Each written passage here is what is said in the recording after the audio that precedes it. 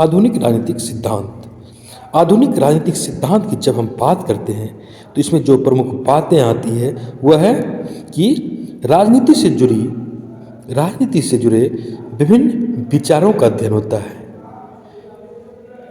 स्थानीय से लेकर अंतर्राष्ट्रीय स्तर तक के विषय को इसमें समाहित करके देखा जाता है और यही कारण है कि आधुनिक राजनीतिक सिद्धांत में कई तरह की प्रवृत्तियां एक साथ में दिखती है, जैसे सांस्थानिक रूप में, प्राधिकृत रूप में, वैज्ञानिक रूप में, प्रत्यक्षवाद संबंधी, अनुभविक, व्यवहारिक, व्यवहारोत्तर एवं मार्क्सवादी संदर्भ में तरह तरह की बातें हमें आधुनिक राजनीतिक सिद्धांत के अंतर्गत देखने को मिलती है। सांस्थानिक प्राधिकृत अर्थात जो संविधान द्वारा निर्मित संस्थान हैं, पक्ष हैं जो नियमानुकूल स्थापित किए गए हैं। वैज्ञानिक जो सत्ता होती है वो वैधानिकता लिए होती है, उसे वैधता प्राप्त होती है और वैज्ञानिकता के साथ क्रमबद्ध रीति से और उसकी पुष्टि की जा सकती है वैज्ञानिकता के साथ। और आधुनिक राजनीतिक सिद्धांत में प्रत्यक्षवाद संबंधी में बात देखने को मिलती है। प्रत्यक्षवाद आप जानते होंगे कि प्रत्यक्षवाद यह एक ऐसे दौर में इसकी उत्पत्ति हमें दिखती है जब सिद्धांत निर्माण की प्रक्रिया एक सार्वभौमिक स्वरूप में आने वाली थी। एक वैज्ञानिक पद्धति के रूप में, सार्वभौमिक पद्धति के रूप में इसे स्वीकार किया गया था। मानवीय समाज ये स्वीकारा गया कि मानव जो समाज है वह भी प्रकृति का हिस्सा है। प्रकृति की तरह सार्वभौमिक वस्तुनिष्ठ नियमों के द्वारा मानव समाज भी नियंत्रित होता है। वैज्ञानिक पद्धति के माध्यम से इन नियमों को जानना संभव है और यह भी कहा गया कि प्राकृतिक विज्ञान और सामाजिक विज्ञान में पद्धति की दृष्टि से कोई अंतर नहीं है, दोनों में सिद्धांत निर्माण की प्रक्रिया तो समान होती है। इस तरह हम देखते हैं कि अनुभविक की बात, अनुभविक अर्थात जो अनुभव के आधार पर तय किया जाता है, अनुभव आधारित ज्ञान होता है। अनुभव अर्थात इंद्रिय जन्य ज्ञान, इंद्रियों से जो प्राप्त ज्ञान होते हैं उसी को अनुभव जन्य ज्ञान कहते हैं, अनुभविक। और व्यवहारिक, जो व्यवहारिक है, जो यथार्थ है, जो तथ्य के साथ है, जो कर्मिक रूप से निर्धारित होती है, व्यवहारोत्तर। और मार्क्सवादी अर्थात मार्क्सवादी सिद्धांत को भी यहाँ पर देखने का प्रयास किया जाता है आधुनिक राजनीतिक सिद्धांत में। मार्क्सवादी सिद्धांत भी आपको आधुनिक राजनीतिक सिद्धांत के अंतर्गत ही दिखता है। मार्क्सवादी आप जानते हैं कि कार्ल मार्क्स इसके प्रणेता रहे हैं और राजनीतिक दर्शन के इतिहास में कार्ल मार्क्स भी वो प्रमुख हस्ती हुए, प्रमुख विचारक हुए, प्रमुख सिद्धांतकार हुए, प्रमुख समाजवादी वैज्ञानिक हुए, जिन्होंने कि अपने चिंतन को समाज विज्ञान का वैज्ञानिक चिंतन बताया, समाज विज्ञान का वैज्ञानिक चिंतन बताया। और उन्होंने यह स्थापित करने का हर संभव प्रयत्न किया कि समाज को नियंत्रित करने वाले नियमों को भी निर्मित नहीं किया है बल्कि खोजा है। वे मानते हैं कि समाज भी प्रकृति के अनुरूप वैज्ञानिक नियमों पर आधारित है। ये समाज भी वैज्ञानिक नियमों पर आधारित है उसी तरह जिस तरह की प्रकृति। और उन्होंने इस दावे का अपना महत्व दिया था दावे को, और उसका महत्व इस बात से अधिक हम देखते हैं कि बढ़ता हुआ प्रतीत हुआ कि उनके विचारों पर आधारित विश्व में क्रांति हुई।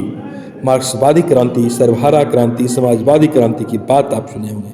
और उस क्रांति के बाद स्थापित राज्य में उसके विचारों पर आधारित आदर्श समाज को स्थापित करने का भी प्रयास किया गया।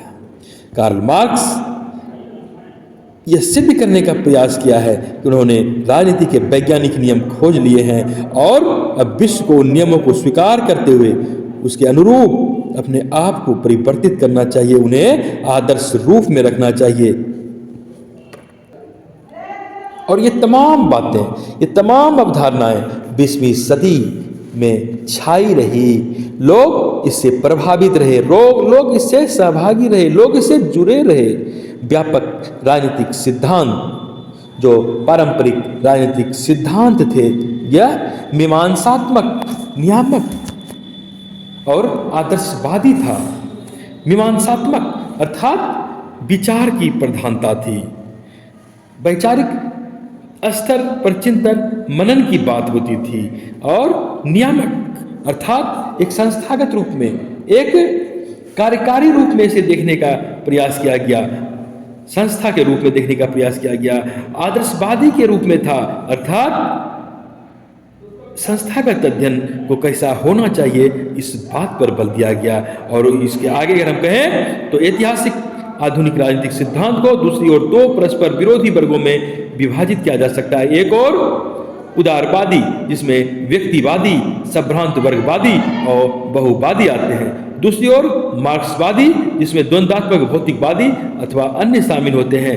हम देखते हैं कि उदारवाद का वह दौर जहां व्यक्ति को पूर्ण स्वतंत्रता देने की बात हुई, व्यक्ति पर किसी तरह के बंधन की बात नहीं हुई और इतना स्वतंत्र उसको बना दो, इतना स्वतंत्र बना दो, ऐसी व्यवस्था स्थापित कर दो कि वह व्यक्तिवादी चरित्र के रूप में उभर कर सामने आता है। संभ्रांत वर्गवादी ऐसी कुलीनवादी व्यवस्था भी सामाजिक स्तर पर निरूपित की गई कि जो एलिट क्लास थे, जो किसी न किसी दृष्टि से संभ्रांत उच्च स्तर पर थे, वे उन्होंने अपने एक अलग क्लास का निर्माण किया, एक अलग वर्ग का निर्माण किया। और दूसरी ओर हम देखते हैं कि मार्क्सवादी होते हैं जिन्होंने द्वंद्वात्मक भौतिकवाद अथवा अन्य शामिल है। तो यहाँ पर यह भी समझ लें द्वंद्वात्मक भौतिकवाद का क्या अर्थ हुआ, तो विचारों का आपस में टकराव, द्वंद्व की स्थिति, और एक विचार के बाद दूसरा विचार जब टकराहट की स्थिति बनती है, टकराव की स्थिति बनती है दो विचारों में, तो पुनः नए विचार की उत्पत्ति होती है, थेसिस के रूप में, फिर एंटीथेसिस के रूप में, फिर सिंथेसिस के रूप में, वह द्वंद्वात्मक भौतिकवाद। और वहां पर चेतना के सामाजिक स्तर को स्वीकार किया गया है। आधुनिक राजनीतिक सिद्धांत ने हम देखते हैं कि 15वीं और 16वीं शताब्दियों से उदारवादी दृष्टिकोण का प्रारंभ किया और बाद में सांस्थानिक, प्रत्यक्षवादी, अनुभाविक, व्यवहारिक, व्यवहारोत्तर प्रणालियों में यह अभिव्यक्त हुए में दिखता है। संपूर्ण व्यापक परंपरा को वहां पर निष्प्रभ बताता है। और इस प्रकार के समर्थक विद्वानों में हम देखते हैं चार्ल्स मेरियम के नाम आते हैं, रॉबर्ट डहल के नाम आते हैं, कैटवेल के नाम आते हैं, ईस्टन डेविड ईस्टन की बात आते हैं, तो जो उन लोगों ने वर्तमान पर जोर दिया, भूत की मतलब विगत पारंपरिक अवधारणा के बजाय वर्तमान पर जोर दिया और निष्प्रभ की बजाय जीवित पर जोर दिया, दूरस्थ की बजाय समीपस्थ पर जोर दिया और आत्मनिष्ठ की बजाय वस्तुनिष्ठ पर जोर दिया। ऐसा नहीं कि जो आत्मनिष्ठ जो अपने आप में है वही सही है, जो हम कह रहे हैं वही सही है, बल्कि वस्तुनिष्ठ अर्थात जो उसमें अंतर्निहित तत्व है, किसी प्रकार का पक्षपात का अभाव नहीं होना ही वस्तुनिष्ठ होता है। इस पर आधुनिक राजनीतिक सिद्धांत में बल दिया गया। मीमांसात्मक की बजाय विश्लेषणात्मक पर जोर दिया गया। मीमांसात्मक की बजाय विश्लेषणात्मक अर्थात विचार, सिर्फ विचार ही नहीं रखा गया बल्कि उसका विश्लेषण किया गया, उसके मूल तत्व को खोजा गया, उसके गुण को बताया गया, उसके तत्व को पता लगाने के लिए अनुप्रयोग नियम पर बल दिया गया, विश्लेषणात्मक किया गया और वर्णनात्मक की बजाय व्याख्यात्मक किया गया। ऐसा नहीं सिर्फ उसका वर्णन कर दिया गया बल्कि व्याख्या किया गया, कलात्मक प्रक्रिया के रूप में देखा गया, तर्क भावना के रूप में देखा गया। प्रयोजन मूलक की बजाय प्रक्रिया मूलक को देखा गया। प्रयोजन मूलक अर्थात किसी विशेष प्रयोजन के लिए इस्तेमाल की जाने वाली भाषा या उस संदर्भ में जो हम नीति अपनाते हैं कि वो विशेष प्रयोजन के लिए, वही प्रयोजन मूलक की बजाय नहीं प्रक्रिया मूलक। ये प्रक्रिया कैसे काम करती है, प्रक्रिया पर बल दिया गया। सैद्धांतिक के बजाय वैज्ञानिक पर जोर देने का प्रयास किया गया। सैद्धांत सिर्फ रटाई अवधारणा को ही नहीं अपनाया गया बल्कि आधुनिक वैज्ञानिकता को बल दिया गया। और हम देखते हैं कि अपने पश्चिमी उदारवादी लोकतांत्रिक आभास वाले आधुनिक राजनीतिक सिद्धांत ने राजनीति का एक विज्ञान बनाने का प्रयास किया, वस्तुनिष्ठ, अनुभविक, प्रेक्षणीय, प्रमेय, संक्रियात्मक तथा मूल्य मुक्त। इसके विलक्षण कई प्रकार से सारबद्ध किए जाते हैं। और एक बात समझने वाली बात है कि आधुनिक राजनीतिक सिद्धांतकारों ने शासन प्रणाली में से लोकतंत्र को मान्यता दिया, लोकतंत्र को ज्यादा महत्व प्रदान किया।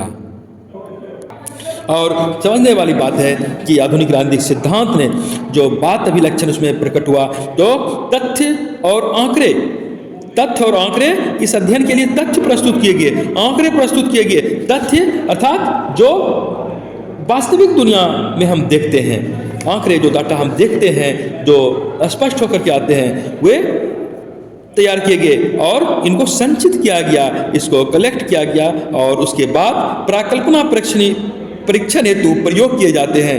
प्राकल्पना अर्थात जो हम उसके बारे में सोचते हैं ये सही है या सही नहीं है, या कुछ सही है अथवा पूरा सही है। तो इस संदर्भ में वो जो तैयार तथ्य हैं कहाँ तक सफल हैं, कहाँ तक सार्थक हैं, इस संदर्भ में देखने की कोशिश की गई।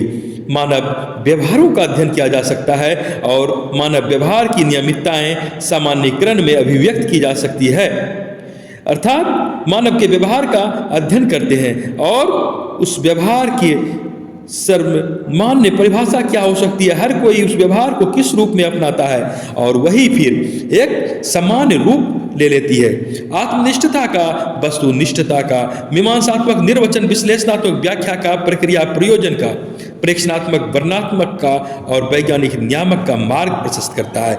यह आधुनिक राजनीतिक सिद्धांत आत्मनिष्ठता, वस्तुनिष्ठता का अर्थात उसमें जो बात अंतर्निहित है बिना किसी पक्षपात के, मीमांसात्मक, निर्वाचन, विश्लेषणात्मक, व्याख्या अर्थात उस विचार का, उस चिंतन का क्या मूल तत्व है, क्या प्रक्रिया अपनाई जाती है, किस रूप में हमारा लक्ष्य निर्धारित किया गया है, किस रूप में हम उसको अवलोकन कर पाते हैं, किस रूप में हम उसकी विवेचना कर पाते हैं, और इस सब संदर्भ का वैज्ञानिक नियामक मार्ग प्रस्तुत किया गया। अर्थात विज्ञान और तकनीक के क्षेत्र में रहते हुए, रखते हुए निगरानी करने की एक व्यवस्था, एक विनियमन करने का काम करना, और कुल मिलाकर इसके माध्यम से यह होता है वैज्ञानिक नियामक का अर्थ कि जनता को यह आश्वस्त कर देना कि आपका जो सिस्टम है, जो तकनीक है, यह एक सुरक्षित है, विश्वसनीय है, आपको इससे डरने की बात नहीं है, कहीं भी इसकी पुष्टि की जा सकती है। तथ्य और मूल्य को अलग किया जाता है। अर्थात जो तथ्य है जिसका वास्तविक दुनिया में हम लोग अवलोकन कर पाते हैं, यह तथ्य है, और मूल्य को अलग कर पाते हैं। अर्थात मूल्य हमेशा एक आदर्श रूप के रूप में होता है, एक लक्ष्य के रूप में होता है, उसे हम पाना चाहते हैं, और जो वस्तु है और जो हम पाना चाहते हैं दोनों में एक अंतर है। तथ्य और मूल्य को यहाँ पर अलग करके रूप में देखा गया। मूल्य को इस प्रकार व्यवस्थित किया जाता है कि तथ्य प्रासंगिक हो जाए, हमें जिस लक्ष्य को पाना है, जो वस्तु हमारे पास है, जो तथ्य हमारे पास है, जिस वास्तविक दुनिया में हम जिस चीज का अवलोकन करते हैं, इसका भी महत्व है। और अगर हम आदर्श के रूप में से देखते हैं तो इस तथ्य का महत्व कहीं न कहीं बढ़ जाता है। कार्य प्रणाली को आत्मसचेत कर पाते हैं, अच्छी तरीके से व्यक्त कर पाते हैं, फलतः उसका आकलन भी सही तरीके से हम कर पाते हैं। अंतर अनुशासनिक संश्लेषण लाना होता है, अर्थात हर तरह की विधा में जो कुछ विशेष बातें होती है उसको हम लोग थोड़ा थोड़ा करके जोड़ पाते हैं, कुछ नया ले पाते हैं, कुछ नया कर पाते हैं, और वर्तमान को महत्व दिया जाता है जो है, इसको इस बात की अपेक्षा अधिक महत्व दिया जाता है, अधिक बल महत्वपूर्ण समझा जाता है। जो था या जो होना चाहिए, जो बीत गया, जो भूतकाल हो गया, जो समाहित हो गया, उसे नहीं देखा जाता, या जो हो सकता था, सिर्फ भविष्य की बात, एक कल्पना की बात, एक सपना की बात, ऐसी बातें नहीं होती है, बल्कि जो वर्तमान में है इसको देखा जाता है, इसको महत्व दिया जाता है। मूल्य तथ्यों का, तत्व रूप का और सिद्धांत अनुसंधान का एवं यथापूर्व स्थिति सामाजिक परिवर्तन का समर्थन करने के लिए है। अर्थात मूल्य होता है किसका? तो तथ्य का, जो हमारे पास है, इस बात को हम लोग लक्ष्य के रूप में निरूपित करते हैं, और तत्व रूप का और सिद्धांत अनुसंधान का, जो बातें हम लोगों ने सिद्धांत के रूप में स्थापित किया है उसका अनुसंधान कर पाते हैं, और फिर उस बात को सामाजिक परिवर्तन का समर्थन करने के लिए तैयार करते हैं। आम लोगों के लिए, सामाजिक व्यवस्था के लिए वह किस हद तक सफल हो पाता है, सार्थक हो पाता है। आधुनिक राजनीतिक सिद्धांत के दूसरे छोर पर खड़ा है, दिखता है हमें मार्क्सवादी राजनीतिक सिद्धांत। और इस मार्क्सवादी राजनीतिक सिद्धांत को द्वंद्वात्मक भौतिकवादी भी कहा जाता है या वैज्ञानिक समाजवादी सिद्धांत भी कहते हैं। द्वंद्वात्मक भौतिकवाद का अर्थ है दो विचार का आपस में टकराना, द्वंद्व की स्थिति। एक विचार पहले थेसिस के रूप में होती है, उसके प्रतिक्रिया में एंटीथेसिस की स्थिति बनती है और फलतः दोनों विचार के टकराव के बाद एक नए विचार का प्रस्फुटन होता है सिंथेसिस के रूप में। पुनः वह सिंथेसिस थेसिस के रूप में बदल जाता है, फिर उसका एंटीथेसिस आता है, फिर वह कहने का अर्थ है कि यह क्रम चलते रहता है, द्वंद्वात्मक भौतिकवाद की स्थिति रहती है। और यहाँ पर वे कहते हैं भौतिक विकास की बात करते हैं कि भौतिक विकास पहले है। वैज्ञानिक समाजवादी के अर्थ में यह समझ लें कि मार्क्स ने कभी अपने सिद्धांत को वैज्ञानिक समाजवाद का नाम नहीं दिया है, लेकिन मार्क्स को वैज्ञानिक समाजवाद का प्रणेता माना जाता है और इसके माध्यम से उन्होंने कहा है कि भौतिक विकास पहले है, आत्मिक विकास उसके बाद में होता है। मनुष्य की चेतना सामाजिक स्तर को निर्धारित नहीं करती है, बल्कि सामाजिक स्तर ही व्यक्ति की चेतना को निर्धारित करती है। इसके माध्यम से विरोधियों के बीच संघर्ष के माध्यम से परिवर्तन में निहित होता है। यहाँ पर वैज्ञानिक समाजवाद के माध्यम से आप यह देखते हैं कि यहाँ पर उत्पादन का एक बेहतर ढंग अपनाने की दृष्टि से उत्पादन एवं उत्पादक बलों के संबंध के बीच निचले स्तर से या ऊंचे स्तर या के पूंजीवाद संबंधी, समाजवाद संबंधी, समाजवाद संबंधी से संप्रदायवाद संबंधी विकास की बात कही जाती है। कहा जाता है जिस पूंजीवादी अवधारणा के तहत मालिक काम करते हैं, मजदूर काम करते हैं, यहाँ पर दोनों के बीच संघर्ष की स्थिति होती है और यही संघर्ष सामाजिक राजनीतिक परिवर्तन लाता है।